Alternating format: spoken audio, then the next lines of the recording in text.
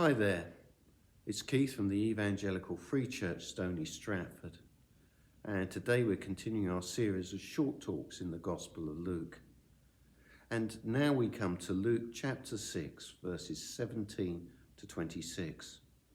After the appointment of the 12 apostles, people are literally flooding from all over the place to come and see Jesus, no doubt to see him heal and no doubt to hear him teach. But in the middle of all this, he starts to teach the disciples.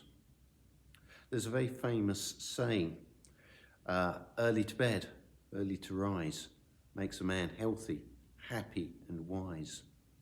I once heard it quoted and then someone sort of quipped on the end, or a milkman. Bit of a contrast that, because being a milkman's not necessarily going to make you wealthy, happy or wise, although you do get up early. And in the teaching that Jesus gives his disciples, there's a distinct contrast. He starts by talking about those who are blessed. And in verses 20 to 22, he talks about people being blessed. And it's interesting, the things he gives blessing for.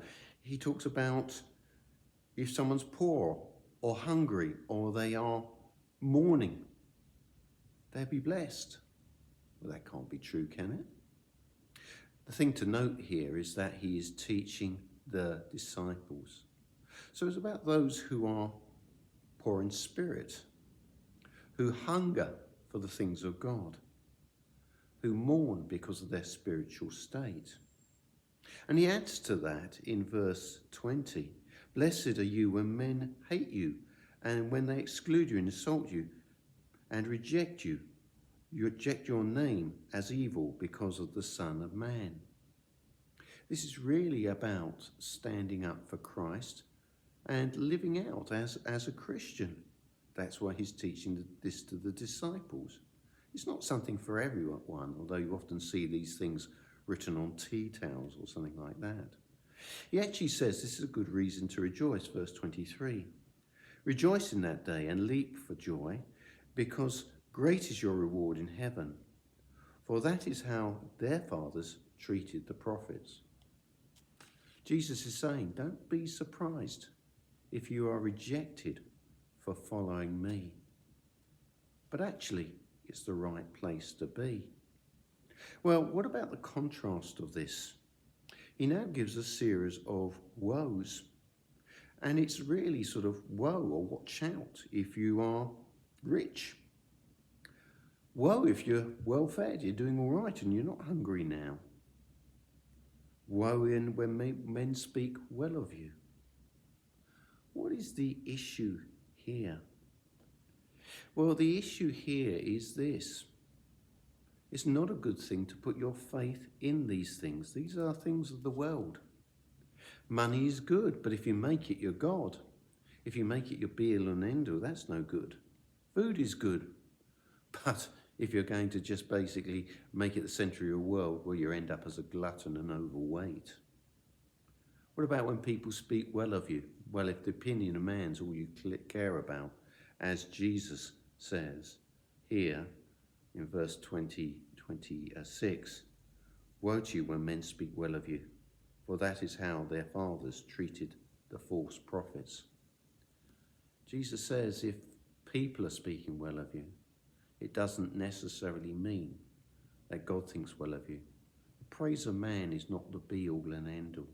And so his warning against here is putting your faith in these kind of things. Don't put your faith in the things of the world.